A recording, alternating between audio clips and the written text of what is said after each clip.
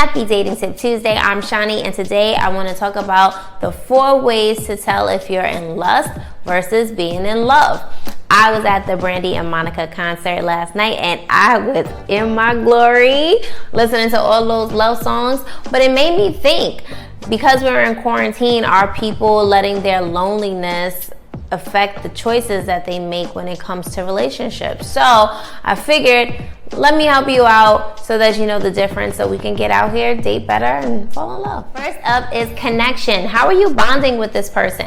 When it's lust, it's more so a physical attraction, right? You're wrapped up in the fantasy and the idea of who this person could be or who you want them to be, right? You're thinking of being lovers, not necessarily being friends. Being with them is kind of like a reward, like your adrenaline is like pumping and you're just full of excitement. But with love, you produce oxytocin, which allows your body to relax because you're looking for more stability and you feel a level of comfort with this person, not because they look good, but because they're stimulating you intellectually, emotionally. You want to show them off. You want to introduce them to friends and family. You want to connect on a deeper level. Number 2 is communication. How are the conversations with this person?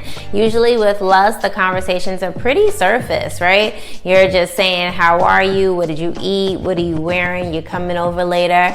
With love, the conversations are a little deeper, right? You want to know more details about this person. You're looking to learn them.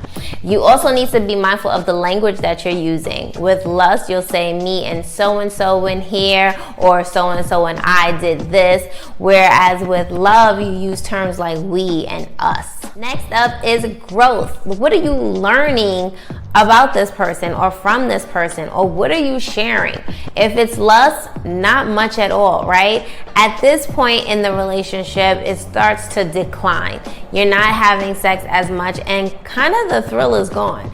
Versus love, your connection becomes deeper. Now you want to start sharing secrets. You want to tell them things that you never really shared with anyone else before. You want to tell them more about your family life. You're trying to see what their future plans are. You're interested in this person and your bond becomes stronger. Versus lust, where it gets weak and it could potentially just die out. And number 4 is influence. What kind of impact does this person have on you and that you have on them, right? When you think in terms of good news, is this the person you want to reach out and share it with when it's time for support? Is this the person that's gonna stick by your side and help you out? If your answer is no to both of those or either one of those, it's most likely lust, where lust is more of a selfish thing. What I want, what I need, when I want it. When you are looking to love someone, it is selfless. You want to help them, you want to build with them, and you gotta want to grow together. Now, I'm not saying that lust can't lead into love. It happens all the time.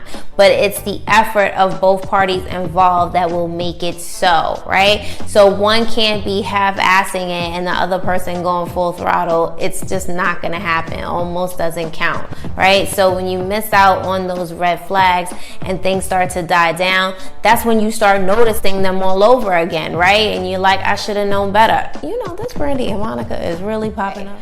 Just learn the difference and be more self-aware and do the work so that you can go out here and date better. Happy dating.